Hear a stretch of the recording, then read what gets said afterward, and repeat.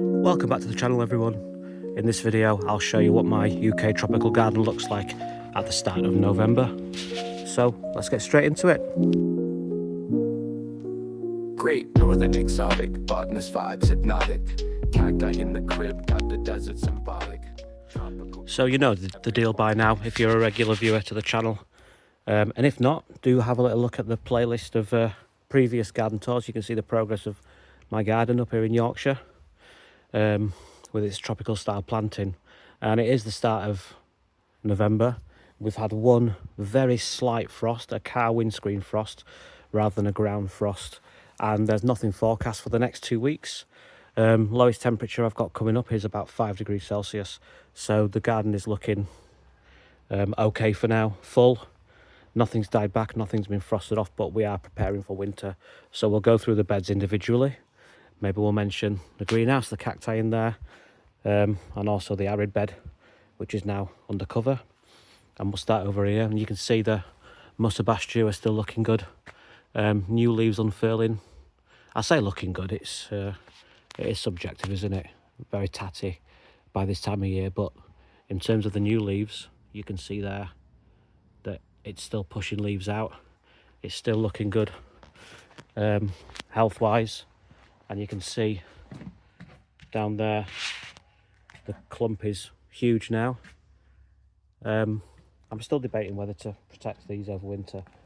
I'm not sure if I'm going to bother with that one, just because of how high it is. Do I chop it back below? Because it is obviously a lot taller than the pergola now, whereas this one a lot smaller. This pup that I put there. So yeah, I'm not sure about that, but we'll decide at some point. And everything else in this bed is obviously past its best. You can see the passion flower is still flowering at several places. There's another one there, look. The euphorbias set to seed. These are all these little exploding seed heads that pop everywhere, past its best. Persicaria red dragon still flowering. The canna's done okay. I don't know what species of canna this is, but it's as tall as it's ever been, and I've left it in the ground last year. No flower, but that's what it does. Lupins have all died back. The Rudbeckia is pretty much done, apart from a few flowering heads, and I'll just leave them. I don't know if the birds eat them or they just get... Anyway, they all end up in the beds, those seed heads. And then I've got Cosmos still flowering, amazingly. This, did I grow this from seed? Or did I buy I can't remember if I bought this as a plug plant or grew it from seed again this year. Maybe I grew it from seed. But that's still flowering, as is the nasturtium. Hasn't done fantastic because we haven't had a lot of heat this summer. But the nasturtium's still going, pushing out flowers. Yeah, so I'm pretty pleased. It is looking a mess, but if I think back to what this bed looks like after Christmas, after the first frost have been, it is pretty empty. The only thing still standing is the cord line, and everything else is back to the ground. So yeah, it's looking good for now. And then we'll talk about these middle beds now. So the Tetrapanax is still pushing out leaves, but it's slowed down a lot. That leaf is, you can see that one's not really put on much growth at all. The bigger leaves around the back on the other plant. There's two down there with a decent woody stem on, so I'm hoping they'll survive, because those are offshoots of the original plant that died back. Then we've got the Achillea. It's still got a few flower heads on, but I have cut most of them back, but yeah, I'll probably leave that. And then the Echinacea. Now, can someone tell me, is this are birds eating this, or is it just falling off and the seeds been dispersed naturally by wind or whatever? But yeah, they've all, that's the seed head there. Not had flowers since probably August on these, and that's what's left. More Cosmos, Rebecca down there, and if I come round this side, you can see some of the Tetrapanax leaves are going over a little bit. But yeah, I'm really pleased with that trunk. Well, I call it a trunk, but it's subjective, isn't it? Again, moving round to the Trachy, still looking good, still pushing out fronds. Really nice growth on that now, so you can really see from this angle that this is where I got it. This is where I transplanted it from a friend's garden here at this height. So this all is new now, probably a foot there at least of trunk height. Wonder if it'll thicken up there eventually, but I am leaving all the fronds, these were cut off by previous owner. These are all being left on by me. I'm not taking any fronds off. I'm just going to leave it as a natural look. And then we can move around. We can see there the nice dark Fatsia leaves. Is that one flowering? Yeah, you can see there, look. I've got 3 Fatsia Japonica, just a standard form, and they're all flowering. A few more nasturtium coming through there. And if I stand back a little bit, you can see there is the Miscanthus giganteus, which is from the house. It looks fully green because this dead bit down here is hidden by the Trachy and the Fatsia, but still green at the top.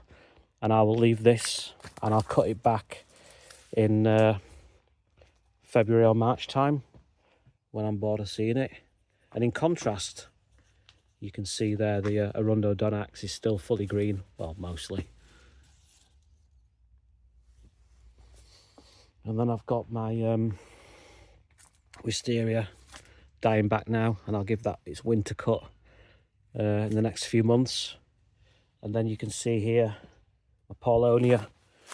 Yeah, someone did put a comment about this not getting enough light, and also, you know, not cutting it back too soon, not pollarding it too soon. So I think next year I will just leave this to see what happens. I'll leave it to grow, and I think I'll have to cut the Fargesia bamboo back and allow more lighting. But by leaving it, I'm hoping it'll put on more height, and then I'll start. I can pollard it or coppice it, whatever you want to call it, from a higher point next year to give it a bit more of a chance in the sunlight.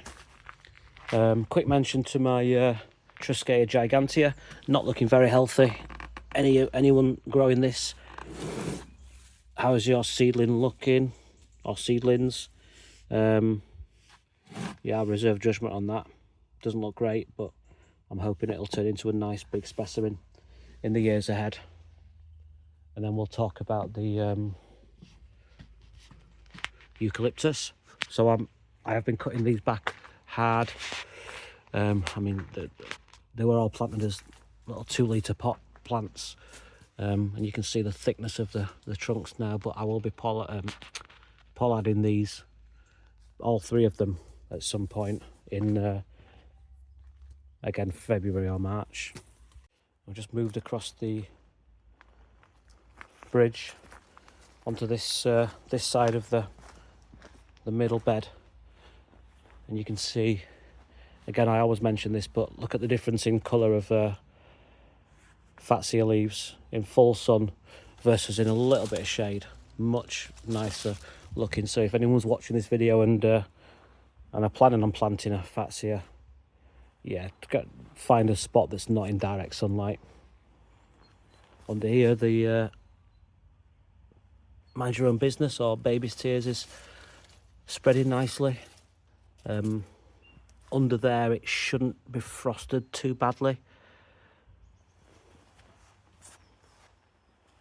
And then moving around here, my smallest track is now putting on some nice height with the fronds there.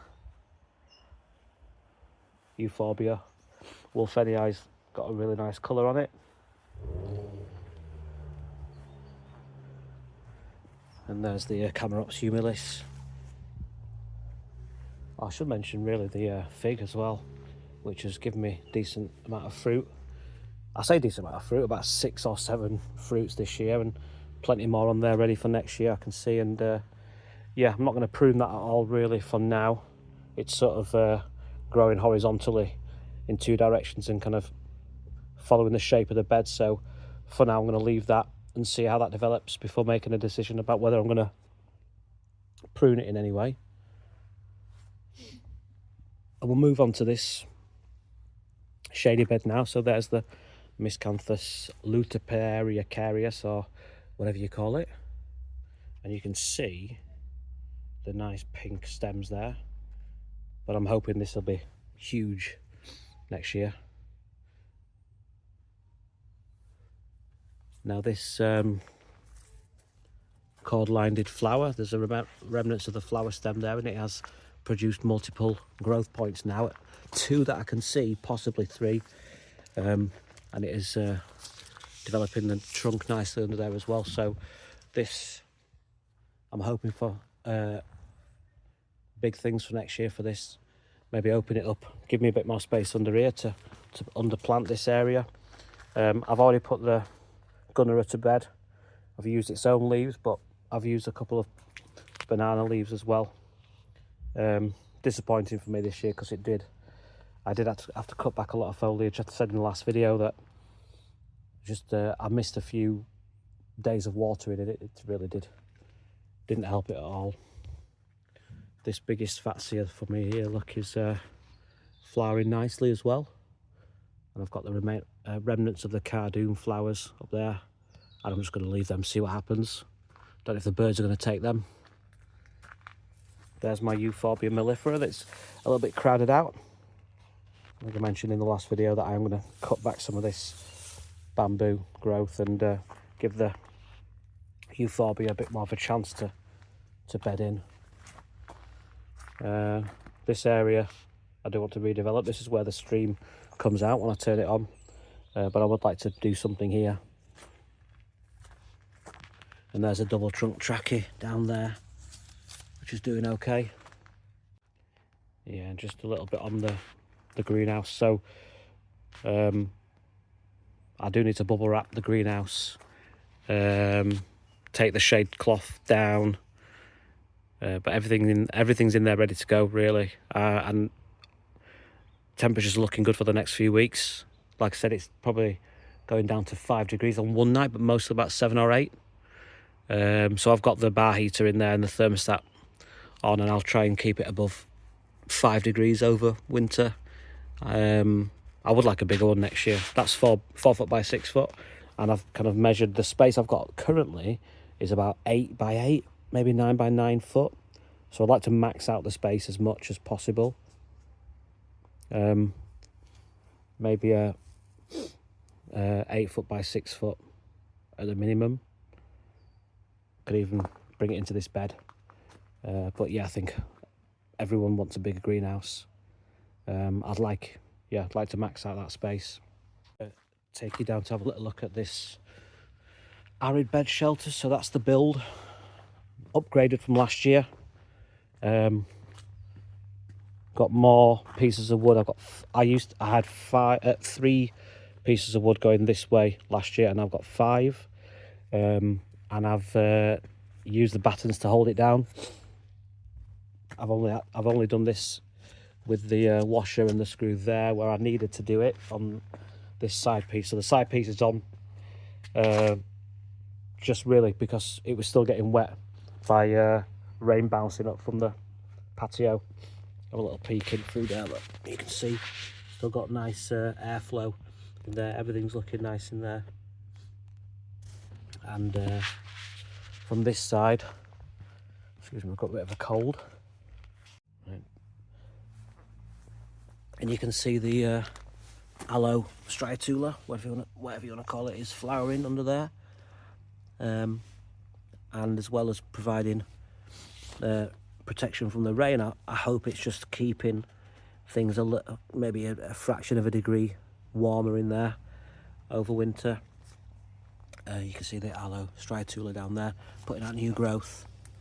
But everything's looking as good as it can. I might add a bit more protection to the Apuntia ficus indica right at the back there, which is not as hardy as other things. But I'm really, yeah, really happy with how things are looking in there. And then I've also got another, I've got the Puntia Shearii in there, that I've got one here as well, just as a bit of an experiment. It is fully rooted, even though it looks like it's not, because it's just a flat pad laying on the ground. But if I kind of come back, it's got overhead protection from this jasmine here. So I've got one under there, and I've got one under there, and we'll see how they fare over winter. Everything is a bit of a experiment after all. And yeah, that's about it from my garden in November. I think next time I do a video will be December, and I think we'll have had the first frost, more than likely, and things will be looking very different.